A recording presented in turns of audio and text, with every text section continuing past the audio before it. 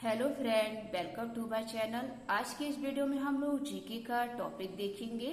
और जीके ऐसा टॉपिक है जो सभी एग्जाम के लिए मोस्ट इम्पॉर्टेंट है। कोई सा भी एग्जाम हो, जीके के क्वेश्चन बहुत ज्यादा पूछे जाते हैं। तो आज की इस वीडियो में हम लोग जीके के वही क्वेश्चन देखेंगे जो किसी न किसी एग्जाम में आए हुए हैं। तो आइए जरा देखते हैं वो कौन से जीके के क्वेश्चन हैं जो एग्जाम में पूछे जाते हैं और हर बार पूछे गए हैं। तो आप अपने कॉपी पर नोट जरूर करें।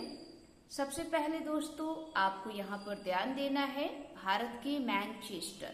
यहाँ पर हमने स्टेप बाय स्टेप लिया है कि कौन सी चीज कितनी है। तो ध्यान रखिएगा, भारत के मैनचेस्टर आप देखेंगे तो भारत के मैनचेस्टर में उत्तर भारत का मैनचेस्टर कानपुर को कहा जाता है। कानपुर दोस्तों उत्तर प्रदेश का एक जिला है।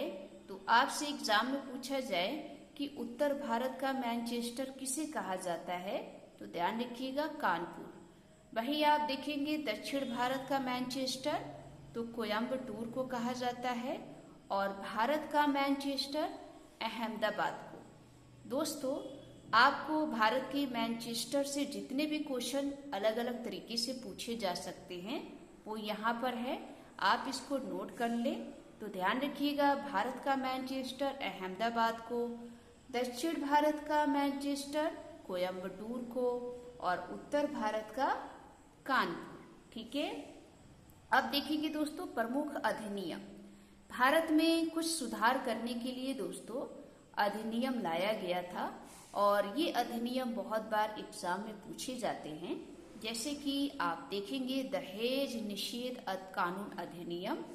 तो दहेज निषेध कानून अधिनियम दोस्तों 1961 में लाया गया था, क्योंकि आप जानते हैं भारत देश में दहेज प्रथा बहुत ज्यादा चलती है।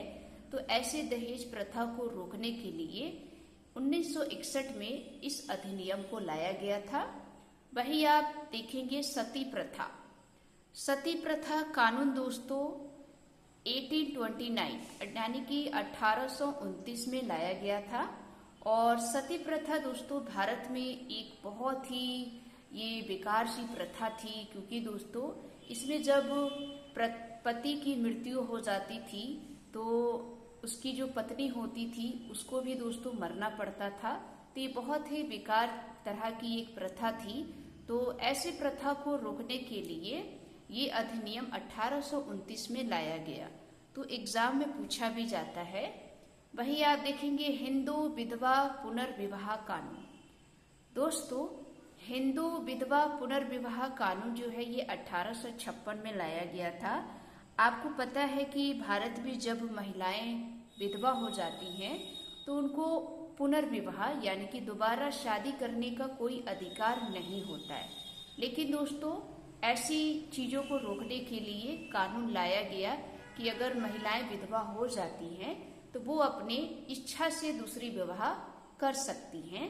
तो ये कानून लाया गया था 1856 में।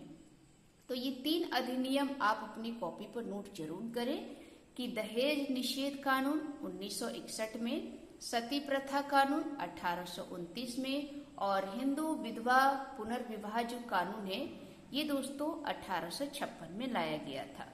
वही आप देखेंगे राष्ट्रीय किसान दिवस। किसान दिवस से बहुत ज्यादा क्वेश्चन एग्जाम में पूछा जाता है दोस्तों। आप जानते हैं राष्ट्रीय किसान दिवस 23 दिसंबर को मनाया जाता है। और ये क्यों मनाया जाता है?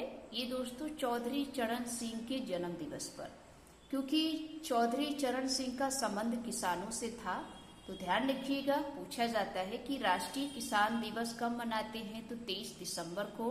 और ये किसकी याद में? तो चौधरी चरण सिंह के। और ध्यान रखिएगा, चौधरी चरण सिंह की एक पुस्तक है जिसका नाम है शिष्टाचार, और चौधरी चरण सिंह की एक समाधि बनाई गई है, उस समाधि का नाम है किसान घाट। ये भी एग्जाम में पूछा जाता है। वही आप देखेंगे चौधरी चरण सिंह दोस्तों एकमात्र ऐसे इंसान थे जो एक भी लोकसभा का सामना नहीं किया, क्योंकि ये ऐसे व्यक्ति थे जिन्होंने कभी लोकसभा में गए ही नहीं। ठीक है दोस्तों, तो इसको भी ध्यान रखेंगे। आगे देखेंगे सम्राट के शासनकाल स्वर्ण युग। आपको पता है दोस्तों, भारत में बहुत सारे ऐसे सम्राट थे जिनके शासनकाल में कुछ ऐसा समय रहा जिनको स्वर्ण युग कहा गया। अब किसको कहा गया ये ध्यान देना है, क्योंकि ये भी क्वेश्चन बहुत बार पूछा जाता है। जैसे कि आप देखेंगे यहाँ पर चित्रकला का स्वर्ण काल। दोस्तों, चित्रकला का स्वर्ण काल जहांगीर के समय को कहा जाता है, क्योंकि जब जहांगीर आया था तो जहांगीर दोस्तों चित्रकला का बहुत ही शौकीन था और इसने अपने शासनकाल में चित्रकला का बहुत ही महत्व दिया। तो कभी भी एग्जाम में पूछा जाए कि चित्रकला का स्वर्ण काल किसे कहा जाता है तो ध्यान रखिएगा जहांगीर को। वही आप इधर देखेंगे हिंदी साहित्य का स्वर्ण काल। दोस्तों, हिंदी साहित्य का स्वर्ण काल अकबर के शासनकाल को कहते हैं, क्योंकि दोस्तों अकबर ने हिंदी को बहुत ही महत्व दिया था और बहुत बार पूछा भी गया है कि हिंदी साहित्य का स्वर्ण काल किसे कहा जाता है, तो ध्यान रखिएगा अकबर के शासनकाल को। वही आप आगे देखेंगे स्थापत्य कला। स्थापत्य कला का स्वर्ण काल शाहजहां को कहा जाता है, क्योंकि शाहजहां के समय दोस्तों स्थापत्य कला का बहुत बड़ा योगदान था।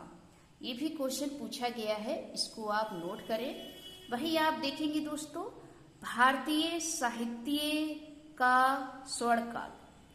अब यहाँ पर देखा था आपने हिंदी साहित्य का स्वर्ण काल जो अकबर के शासनकाल को कहते हैं, लेकिन दोस्तों भारतीय साहित्य का स्वर्ण काल चंद्रगुप्त सेकंड को कहा जाता है, क्योंकि चंद्रगुप्त सेकंड ने अपने शासनकाल में भारतीय साहित्य का बहुत ही योगदान दिया था। इसीलिए भारतीय साहित्य का जो स्वर्ण काल है वो चंद्रगुप्त सेकंड के शासनकाल को कहा जाता है। वही आप अगला देखेंगे इतिहास का स्वर्ण काल। दोस्तों, इतिहास का जो स्वर्ण काल है वो गुप्त काल को कहा जाता है। वेरी वेरी मोस्ट इम्पोर्टेंट, ये बहुत बार पूछा जाता है कि इतिहास का स्वर्ण काल किसे कहा जाता है, तो ध्यान रखिएगा गुप्त काल के शासनकाल को। अब एक बार दोस्तों ये जो स्वर्ण युग हैं इनको थोड़ा सा आप एक बार फिर से पढ़ लें, क्योंकि ये क्वेश्चन बहुत बार पूछे जाते हैं। तो ध्यान रखिएगा चित्रकला का स्वर्ण काल जहांगीर के शासनकाल को, हिंदी साहित्य का स्वर्ण काल अकबर के शासनकाल को, स्थापत्य कला का स्वर्ण काल शाहजहां के शासनकाल को कहते हैं, और भारतीय साहित्य का स्वर्ण काल चंद्रगुप्त सेकंड के शासनकाल को कहा गया है। और वही आप देखेंगे इतिहास का जो स्वर्ण काल है वो गुप्त काल को कहा जाता है, जो हर बार एग्जाम में पूछा जाता है। तो ये दोस्तों जीके में आपने देखा कि भारत के मैनचेस्टर, प्रमुख अधिनियम, राष्ट्रीय किसान दिवस और शासनकाल के स्वर्ण युग, ये हर बार क्वेश्चन में पूछा जाता है। तो आपको ये वीडियो कैसी लगी? अगर अच्छी लगी हो तो वीडियो को लाइक करें, शेयर करें, चैनल को सब्सक्राइब करें। मिलते हैं एक नेक्स्ट वीडियो में। जय हिंद, जय भारत।